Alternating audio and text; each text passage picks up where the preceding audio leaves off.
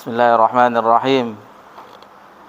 Assalamualaikum warahmatullahi wabarakatuh. Alhamdulillah hamdan katsiran thayyiban mubarakan fih kama yuhibbu rabbuna wa yarda. Asyhadu an la ilaha illallah wahdahu la syarikalah wa asyhadu anna Muhammadan abduhu wa rasuluh sallallahu alaihi wa ala alihi wa man sara ala nahjih wa tamassaka bi sunnatihi ila yaumiddin wa salaman tasliman katsira, amma ba'd. Puji syukur kehadirat Allah Subhanahu wa taala di malam yang berbahagia ini pada tanggal 11 Rabiul Akhir 1445 Hijriah, bertepatan tanggal 25 Oktober 2023. Alhamdulillah Allah perjumpakan kita di salah satu rumah Allah Subhanahu wa taala. Allah telah mudahkan langkah kaki kita untuk menuju rumahnya, menunaikan ibadah kepadanya. Dan alhamdulillah baru saja kita bersama-sama menegakkan solat fardu maghrib berjamaah. Kemudian setelah itu kita luangkan waktu kita untuk berzikir kepada Allah Subhanahu wa taala. Dan alhamdulillah kita juga bisa melakukan solat sunnah ba'diyah maghrib. Pujilah Allah Subhanahu wa taala, karena itu semuanya adalah taufik dari Allah Subhanahu wa taala.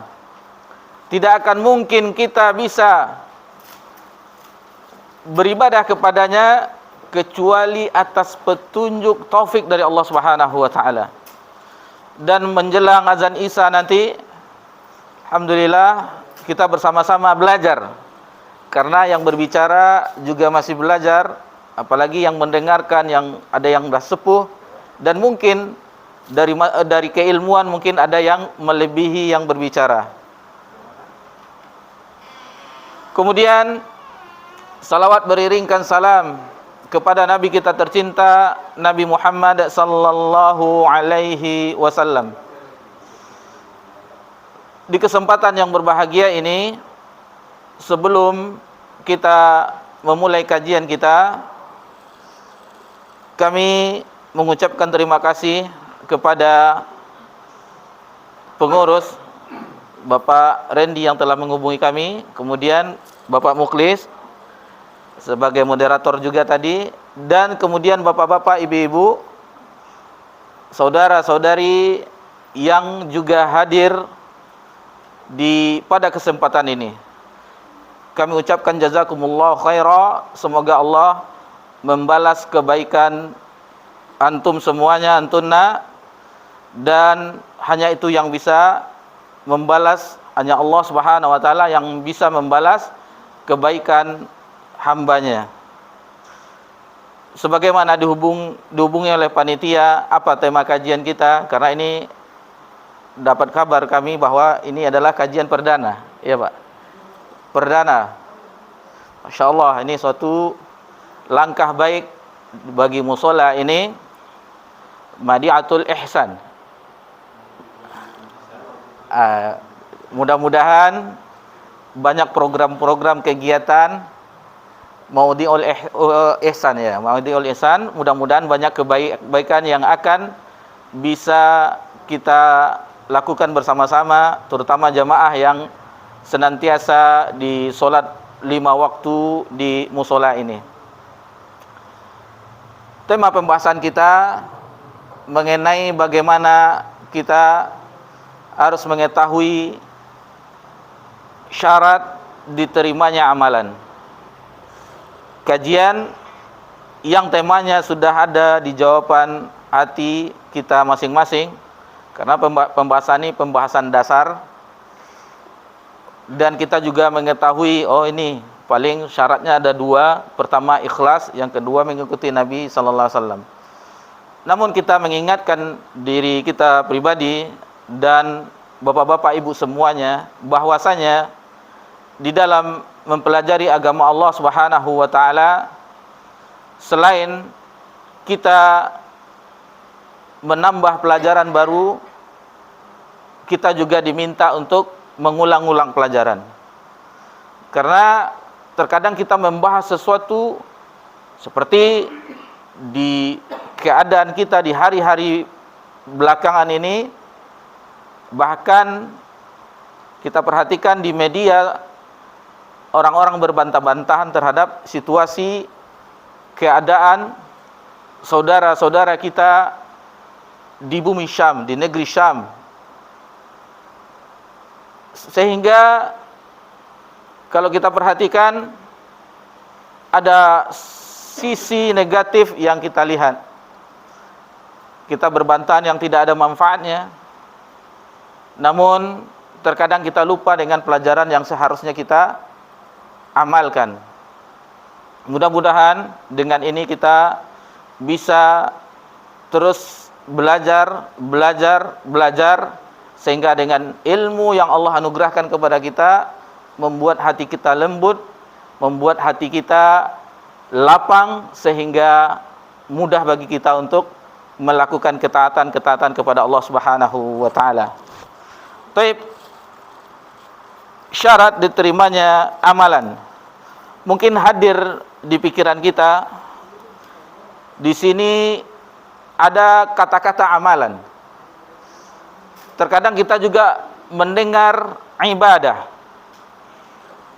Supaya kita tidak rancu di dalam memahaminya, maka kita mulai dengan definisi masing-masingnya, supaya kita memahami apa itu ibadah, apa itu amalan. Yang pertama kita mulai dari ibadah. Ibadah secara bahasa atau etimologi itu berarti merendah atau merunduk. Sementara di dalam istilah syar'i bahwasanya ibadah adalah segala sesuatu yang mencakup perihal yang dicintai dan diredhoi oleh Allah Subhanahu wa taala, baik itu berupa ucapan maupun perbuatan, dan baik itu yang nampak, yang zahir dan yang batin. Itulah ibadah yang didefinisikan oleh Syekhul Islam rahimallahu taala. Adapun amalan, kalau kita perhatikan bahasa Arab, amal yaitu suatu pekerjaan. Artinya amal, apa amalnya, apa pekerjaannya, apa amalannya. Adapun secara istilah bahwasanya sesuatu pekerjaan yang dilakukan oleh makhluk hidup dengan niat disengaja, itu dia amalan. Jadi dari sini kita bisa ambil kesimpulan bahwasanya aksi dari ibadah itulah amalan. Dan amalan itu ada amal saleh atau amal baik, dan ada amal buruk. Jadi ada amal yang baik dan ada amal yang buruk. Dan ma'asyiral muslimin rahimakumullah, untuk itulah kita diciptakan oleh Allah Subhanahu wa taala. Untuk beribadah kepadanya, untuk beramal soleh kepadanya. Dan ayatnya kita sudah menghafalnya. Wa ma khalaqtul jinna wal ins illa liya'budun. Tidaklah aku ciptakan jin dan manusia kecuali untuk beribadah kepadaku. Adapun kalau kita perhatikan di ayat yang lain, seperti dalam surah Al-Baqarah ayat 30, wa iz qala rabbuka lil malaikati inni ja'ilun fil ardi khalifah. Sebagian terutama bagi penggerak-penggerak dakwah yang lainnya ini menitik beratkan ini, bahwasanya kita khalifah di sini didefinisikan bahwa maksudnya pemimpin pemimpin. Sementara kalau kita kembali merujuk ke kitab-kitab tafsir para ulama kita, itu khalifah di situ bukan diartikan, bukan ditafsirkan hanya pemimpin saja maksudnya. Bisa itu maksudnya Nabi Adam alaihissalam, karena pertama beliaulah yang diciptakan oleh Allah Subhanahu wa taala. Bisa jadi khalifah di situ ada juga pemimpin, karena setiap kita kulukum ra'in. Setiap kamu adalah pemimpin, dan setiap pemimpin diminta pertanggungjawabannya. Dan ada juga tafsirannya bahwasanya khalifah adalah pengganti. Sebagaimana dijelaskan Al-Hafiz Ibnu Katsir dalam tafsirnya, tafsir Al-Qur'anul Azim yang kita kenal dengan tafsir Ibnu Katsir, bahwasanya setiap waktu, setiap generasi, setiap abad akan terus berganti generasi demi generasi. Dan itu yang beliau kuatkan. Sebagaimana kita ketahui Abu Bakar disebut dengan panggilan oleh para sahabat ketika itu, ketika Rasulullah SAW wafat, dengan Khalifatur Rasul, pengganti Rasul. Baru setelah Umar baru disebut dengan panggilan Amirul Mukminin. Ikhwani fiddin wa akhwati fillah rahimani wa rahimakumullah. Itu sedikit mengenai bagaimana kita harus mengetahui tujuan hidup kita. Karena kalau tidak kita mengetahui tujuan kita, maka seperti Allah firmankan di ayatnya yang lain bahwasanya innamal hayatud dunya la'ibun wa lahwun. Sesungguhnya kehidupan dunia itu hanya bersenda gurau dan bermain-main. Betapa banyak kita perhatikan, bahkan di antara orang-orang yang sudah lama mengaji, banyak bersenda guraunya. Banyak bersenda gurau dan banyak bermainnya. Memang itulah kehidupan, banyak bermain dan bersenda gurau. Bukan kita menafikan tidak boleh bermain, misalnya seperti olahraga, sport untuk menjaga kebugaran, tidak. Akan tetapi ada porsi-porsi yang harus kita perhatikan. Terkadang waktu kita karena hobi sehingga waktu sholat itu bisa dikorbankan. Nantilah masih panjang waktunya, ini masih tanggung. Nah, ini harus kita dahulukan panggilan Allah Subhanahu wa taala, karena tujuan kita yang utama yaitu untuk beribadah kepada Allah Subhanahu wa taala.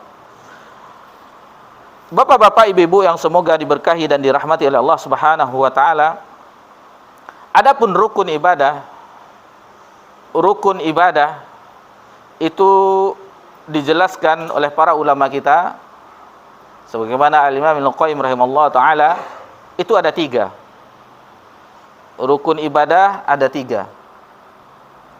Yang pertama yaitu sempurnanya mahabbah, rasa cinta kepada Allah Subhanahu wa taala.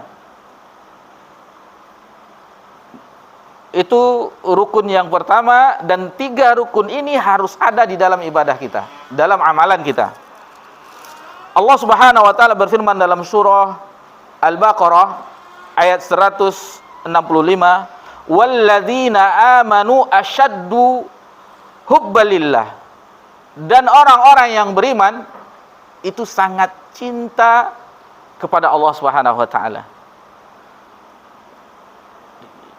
Rukun yang pertama di dalam ibadah kita, amalan soleh kita, itu harus ada di dalam hati kita rasa cinta kepada Allah Subhanahu wa taala. Kemudian yang kedua yaitu harus ada di dalam hati kita ketika kita beribadah kepada Allah Subhanahu wa taala rasa harap, roja, rasa harap kepada Allah Subhanahu wa taala. Dan ini sebagaimana Allah firmankan di dalam surah Al-Isra ayat 57, wa yarjuna rahmatah. Dan bagi orang-orang yang mengharapkan rahmatnya, yang berharap akan kasih sayang Allah Subhanahu wa taala. Adapun yang ketiga, rukun ibadah yang harus ada di dalam hati kita ketika kita menegakkan ibadah kepada Allah Subhanahu wa taala, yaitu dengan sempurnanya rasa takut, khauf. Ini juga terdapat di ayat masih dalam surah Al-Isra, karena dia satu ayat, wa yakhafuna adzabah, dan orang-orang yang takut dengan azabnya. Adapun ketiga rukun ini, kalau kita perhatikan sebagaimana penjelasan Al-Imam Al-Qayyim, itu terdapat dalam surah Al-Fatihah. Dalam surah Al-Fatihah, ketiga rukun ini, yang mana kita mengetahui apabila tidak ada rukun, maka rusaklah ibadah, maka rusaklah amalan kita. Itu harus ada dalam, ketika kita misalnya sholat, kita harus ada dalam hati kita itu kecintaan kepada Allah Subhanahu wa taala. Harus ada di dalam hati kita itu rasa harap kepada Allah Subhanahu wa taala dan rasa takut kepada Allah Subhanahu wa taala. Harus digabungkan ketiganya. Agar ibadah kita itu akan timbul ibadah yang lainnya, itu khusyuk. Itu khusyuk kepada Allah Subhanahu wa taala dan menghinakan diri, tunduk patuh kepada Allah Subhanahu wa taala. Apa yang ketiga rukun ini? Ayatnya di dalam surah Al-Fatihah mengenai mahabbah, cinta, itu ada di dalam ayat Alhamdulillahi Rabbil Alamin. Segala puji bagi Allah, Rabb semesta alam.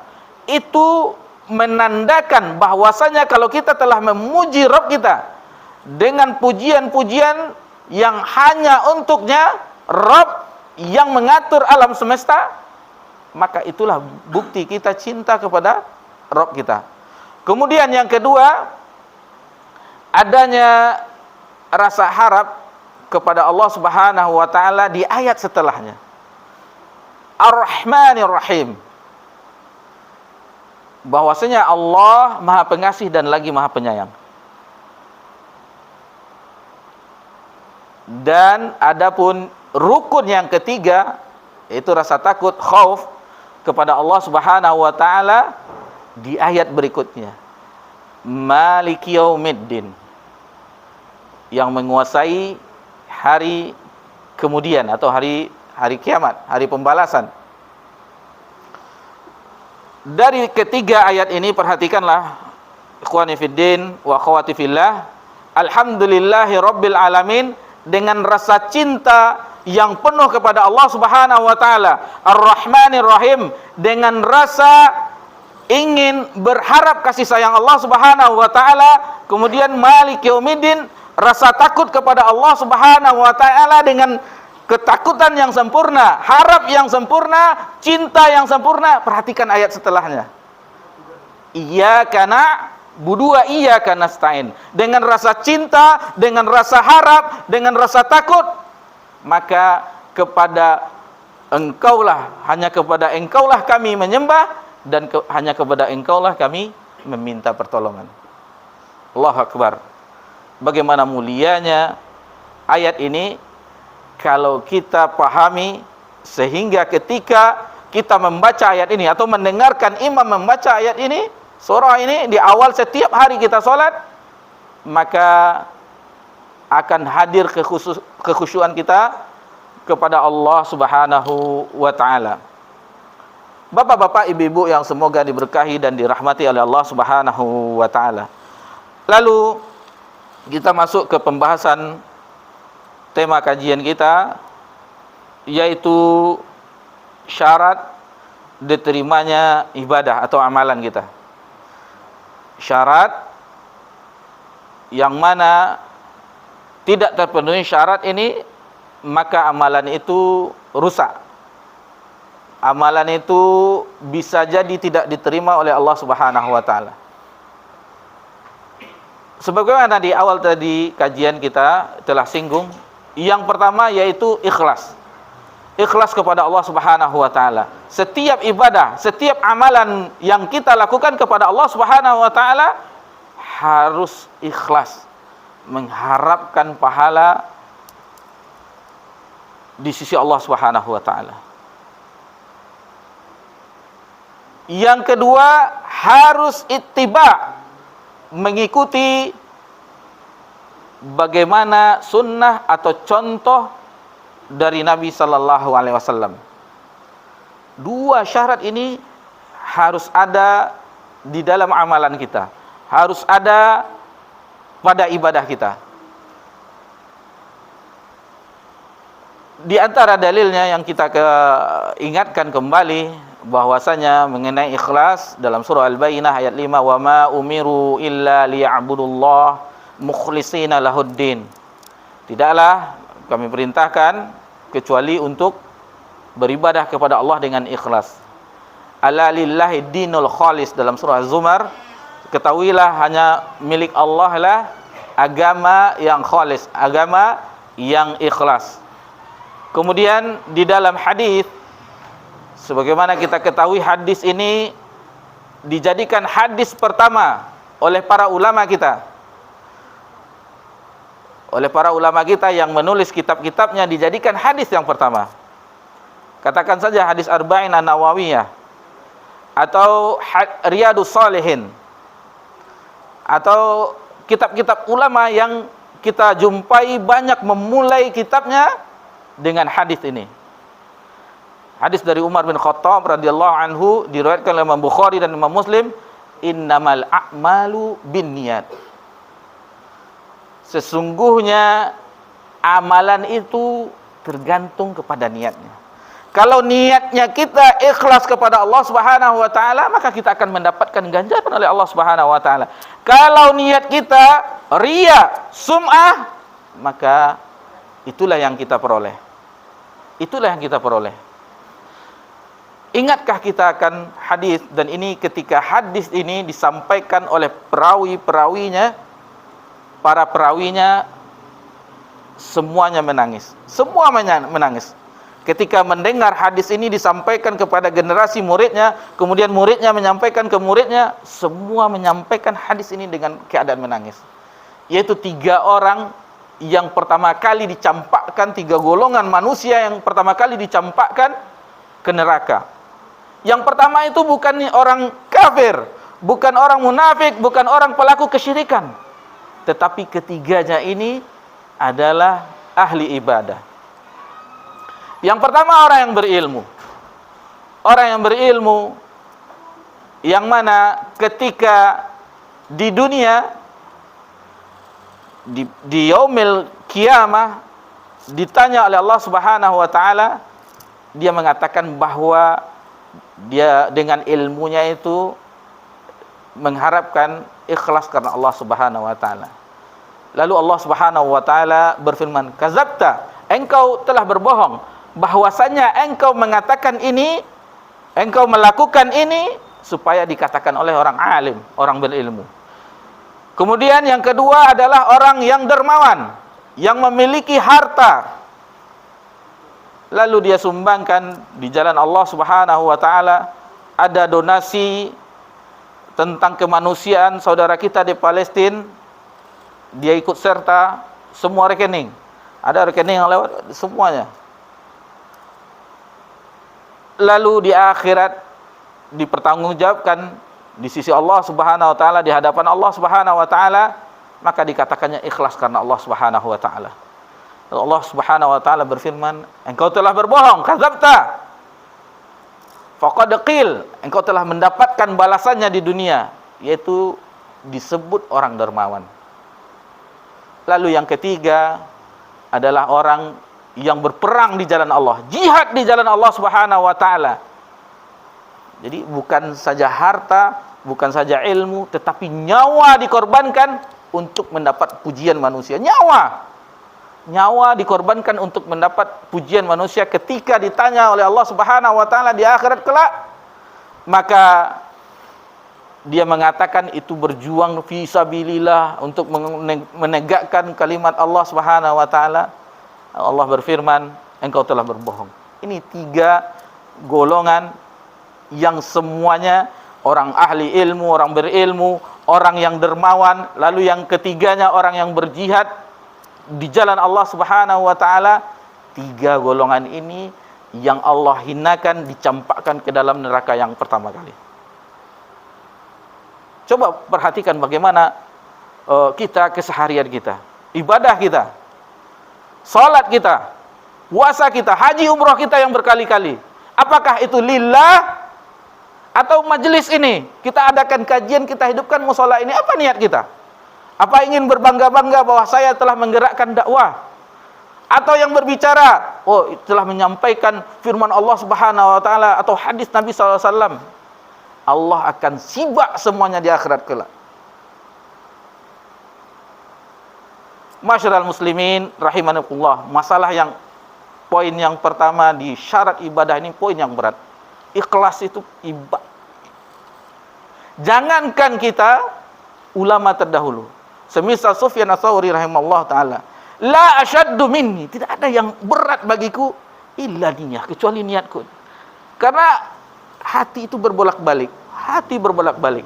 Sekarang kita ikhlas, 50 tahun lagi mungkin yang masih berumur diberi kesempatan panjang, kalau dah tua-tua kita bukan menafikan, karena ajal di tangan Allah Subhanahu wa taala, tidak mungkin umur dah 70, tidak mungkin 50 tahun lagi. Mungkin apa istilahnya, seandainya diberi umur panjang, itu amalan yang di tahun ini atau 30 tahun, 50 tahun lagi itu bisa hilang. Karena apa? Karena di kemudian hari disebutkan bahwa sayalah orang yang pertama, sayalah orang yang begini, kalau tidak karena saya. Nah ini bahaya. Jadi bahaya masalah niat ini. Maka apapun yang kita lakukan, hendaklah lawanlah jiwa kita, karena syaitan di situ bermain. Apapun, jangankan untuk keburukan, untuk amal saleh, setan pun bermain di situ. Contoh, ketika sholat malam, alhamdulillah kita terbangun, lalu ketika hanyut dengan bacaan Al-Quran kita yang panjang misalnya, lalu hadir, dihembuskan oleh iblis yang telah menyesatkan Adam, yang sehingga dengan itu keluar dari surga Allah Subhanahu wa taala, engkau adalah hamba yang terbaik di malam ini. Bayangkan, itu iblis itu, syaitan itu membujuk rayu kita sampai kita sakaratul maut. Dari seluruh arah penjuru, dari aliran dia masuk ke aliran darah kita dan terus dihembus-hembuskannya. Masyarul muslimin rahimakumullah, itu mengenai ikhlas harus kita bahas terus, harus kita ingatkan terus, harus kita gali terus, karena masih banyak. Itu di bab di Riyadhus Shalihin banyak nas-nas, dalil-dalil yang disebutkan oleh Imam An-Nawawi tentang keikhlasan. Sehingga orang yang betul-betul ikhlas itu, niatnya baik, itu tidak beramal pun mendapatkan kebaikan. Para sahabat yang tidak diizinkan ikut berperang dengan Nabi sallallahu alaihi wasallam hanya duduk-duduk di Madinah karena pertama kelemahannya, karena usianya atau tua atau masih kecil, sehingga berlinang air matanya ketika ditegakkan jihad, tidak diizinkan oleh Nabi sallallahu alaihi wasallam. Ketika pasukan Nabi sallallahu alaihi wasallam, kaum muslimin ketika itu memasuki lembah, mendaki perbukitan di padang pasir, lalu Nabi katakan ketika istirahat, ada orang-orang saudara yang mereka duduk-duduk di Madinah tetapi mendapatkan pahalanya, karena azamnya yang kuat agar bisa ikut. Begitu juga yang kita yang lainnya, misalnya kita tidak sanggup melakukan, belum diberi kemampuan, baik itu dalam bentuk amalan apapun, terutama masalah harta yang kita belum sanggup, seperti haji, umroh, atau berdonasi, maka niatkan dalam hati kita bahwasanya seandainya saya punya, saya juga mengamalkan itu. Saya juga seperti itu. Seandainya saya juga memiliki uang bermiliar-miliar, saya juga bangun masjid yang luas, yang megah, yang nyaman. Kita harus hadirkan. Jangan sampai kita seperti sifat-sifat orang munafik ketika di zaman Nabi.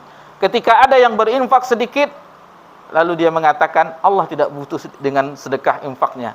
Lalu kalau ada yang banyak, ya ini orangnya ria ini. Ini contoh orang munafik di zaman Nabi SAW. Apapun yang diamalkan oleh orang, tidak satu pun yang dinilai positif bagi mereka. Baik, kita anggap ikhlas itu selesai dahulu. Lalu kita masuk ke poin yang kedua, syarat dari diterimanya amalan, yaitu ittiba. yaitu mengikuti Nabi sallallahu alaihi wasallam. Mengikuti Nabi sallallahu alaihi wasallam di dalam bertaqarrub, di dalam beribadah kepada Allah Subhanahu wa taala. Banyak sekali ayatnya yang memerintahkan kita, dan alhamdulillah mungkin kita menghafal qul in kuntum tuhibbunallah fattabi'uni. Katakanlah, jika engkau mencintai Allah fattabi'uni, maka ikutilah aku. Ikutilah Nabi Muhammad sallallahu alaihi wasallam sebagai kita bukti cinta kita kepada Allah Subhanahu wa taala. Sebagaimana disebutkan oleh Hasan Al-Basri, ini adalah ayat ujian, ayat imtihan bagi orang-orang yang mengaku cinta kepada Allah tetapi tidak mengikuti Nabi sallallahu alaihi wasallam, maka cintanya palsu, cintanya bohong. Orang yang mengaku cinta Allah Subhanahu wa taala tetapi tidak mengikuti Nabi sallallahu alaihi wasallam di dalam mendekatkan diri kepada Allah, maka cintanya bohong, palsu. Kemudian dalam surah Al-Hasyr seperti wa ma atakumur rasulu fakhuzuhu wa ma nahakum anhu fantahu, apa-apa yang diperintah diberikan Rasul maka ambillah, apa-apa yang dilarang maka tinggalkanlah. Dan ada satu hadis dari Ummul Mukminin bagaimana kita diingatkan, man amila amalan laisa alaihi amruna fahuwa rad. Barang siapa yang beramal yang amalan itu tidak ada perkaranya pada kami, tidak ada contohnya dari kami, maka amalan itu tertolak. Amalan itu tertolak. Masyarul muslimin wal muslimat rahimani wakumullah, itu dua syarat yang harus kita camkan, yang harus kita ketahui. Sebagaimana kita sebutkan tadi, kita sudah mengetahuinya, akan tetapi kita memurojaahnya kembali untuk supaya kita ingat kembali, supaya kita ingat kembali. Dan ini sebagaimana Allah Subhanahu wa taala jelaskan mengenai dua syarat ini di dalam surah Al-Mulk ayat 2, allazi khalaqal mauta wal hayata liyabluwakum ayyukum ahsanu amala. Perhatikan, dialah yang telah menciptakan, yang telah menghidupkan, yang telah mematikan, liyabluwakum, untuk menguji kamu. Siapa yang diuji? Ahsanu amala, siapa yang paling baik amalannya. Perhatikan ayat ini, bukan aktsaru amala, bukan yang paling banyak amalannya, tetapi ahsanu amala. Mengenai ayat ini, Fudail bin Iyad rahimallahu taala mengatakan bahwa amalan itu dia katakan amalan baik yaitu yang paling ikhlas dan yang paling benar. Lalu dikatakan oleh orang-orang yang berkumpul dengan Fudail bin Iyad, sahabat-sahabatnya atau orang yang menimba ilmu dengan Fudail bin Iyad, ya Aba Ali, wahai Abu Ali, kunyahnya Abu Ali, apa maksudnya yang paling ikhlas dan apa maksudnya yang paling benar? Lalu dijelaskan oleh Fudail bin Iyad rahimallahu taala, yaitu yang paling sudah ikhlas, sudah jelas itu ikhlas karena Allah Subhanahu wa taala tanpa ada riya sum'ah. Kemudian yang paling benar maksudnya yang sesuai dengan tuntunan contoh Nabi sallallahu alaihi wasallam. Bapak-bapak, ibu-ibu yang semoga diberkahi dan dirahmati oleh Allah Subhanahu wa taala. Kemudian ayat ini sebagaimana di akhir surah Al-Kahfi, faman kana yarju liqa'a rabbih falyamal amalan shalihan wala yusyrik bi ibadati rabbih ahada. Di sini dikatakan wala yusyrik ibadati rabbih, maka itu adalah ikhlas. Amal saleh itu adalah yang sesuai contohnya dengan Nabi sallallahu alaihi wasallam. Dan dua syarat ini adalah dia rukun Islam yang pertama. Asyhadu an la ilaha illallah wa asyhadu anna Muhammadar Rasulullah. Inilah dia. Inilah rukun Islam, pondasi pertama seseorang yang ingin masuk Islam, maka ucapkanlah dua kalimat syahadat. Ini dia. Kita asyhadu an la ilaha illallah, la ma'budu bihaqq illallah. Tidak ada sesembahan yang hak kecuali Allah. Dan dia mempunyai dua rukun. Dua rukun, yang pertama nahi, yaitu bukan nahi, nafi, menafikan. La ilaha, ditiadakan. Kemudian yang kedua isbat, ditetapkan. Illallah, kecuali Allah. Tidak ada sesembahan yang baik dan benar kecuali Allah. Nah, mungkin dah lupa kan rukun la ilaha illallah, padahal kita setiap hari membacanya. Kalau tidak diulang-ulang pelajaran maka kita tidak akan lupa. Lalu syaratnya ada 7. Ini tadi rukun 2 kita lupa, Ustaz. 7 pula lagi, itu tambah lupa deh. syarat la ilaha illallah. Sebagaimana dikatakan oleh ulama, salah seorang ulama kita, bahwa la ilaha illallah adalah kunci surga. Tetapi setiap kunci itu mempunyai gerigi-gerigi. Ada gerigi-geriginya. Ada syarat-syaratnya, ada rukun-rukunnya. Yang pertama yaitu ilmu. Kita tidak berurutan, seingat kita saja. Yang kedua, yakin. Syarat la ilaha illallah. Yang ketiga, jujur. Yang keempat, ikhlas. Yang kelima, apa lagi? Tunduk. Yang keenam, ada yang ingat? Kadang kalau di kelas iman, jujur sudah tadi. Menerima sudah. Menerima, makbul. Apalagi satu lagi? Jujur, cinta, mahabbah, cinta.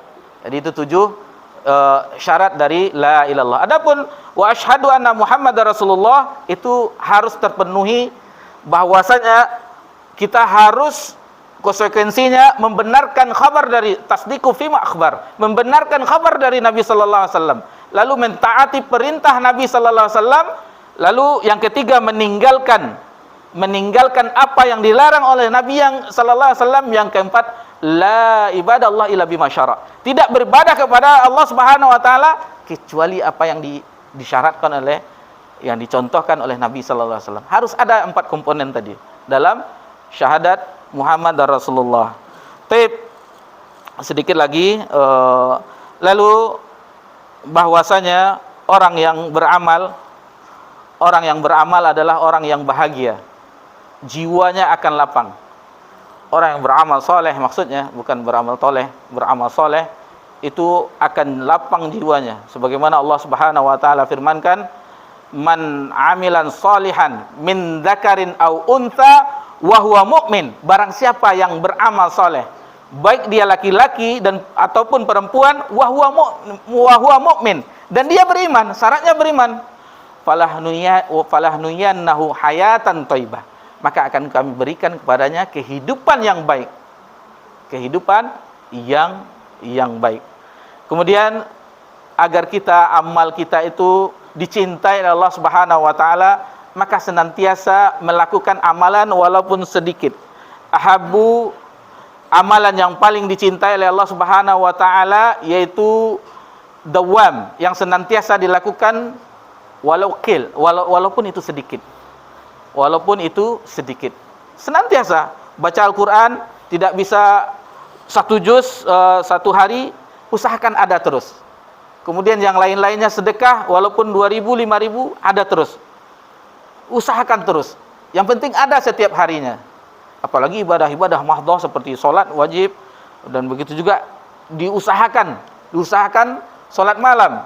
Karena itu ciri khas orang-orang soleh terdahulu, sholat malam. Minimal witir 1 rakaat. Dan agar amalan kita itu baik, maka senantiasa kita memohon pertolongan kepada Allah Subhanahu wa taala dalam doa, Allahumma a'inni ala zikrika wa syukrika wa husni ibadatik. Jangan kita mengandalkan diri kita. Semuanya pertolongan dari Allah Subhanahu wa taala. Taib, ada yang harus kita di dalam doa tadi, seperti doa Allahumma a'inni ala zikrika, kemudian doa agar diterima amalan kita. Nabi Ibrahim dan Nabi Ismail alaihi wassalam ketika mereka mendinginkan bangunan Ka'bah meminta diterima. Allahumma taqabbal minna innaka antas samiul alim. Nabi sallallahu alaihi wasallam setiap hari setelah selesai salat subuh meminta kepada Allah, Allahumma inni as'aluka ilman nafi'a wa rizqan thayyiban wa amalan mutaqabbala. Jangan kita mengandalkan diri kita.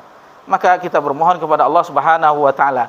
Dan banyaklah berdoa seperti doa Rabbana atina fid dunya hasanah wa fil akhirati hasanah wa qina azabannar. Dijelaskan oleh Hasan al-Basri, hasanah di dunia adalah ilmu dan amal soleh. Al-hasanah di dunia, Rabbana atina fid dunya hasanah, hasanah di dunia adalah ilmu dan amal soleh. Wa fil akhirati hasanah, hasanah di akhirat adalah surga. Hasanah di akhirat adalah surga. Maka mintalah kepada Allah Subhanahu wa taala, dan mohonlah perlindungan dari Allah Subhanahu wa taala terhadap fitnah-fitnah. Senantiasa fitnah ada.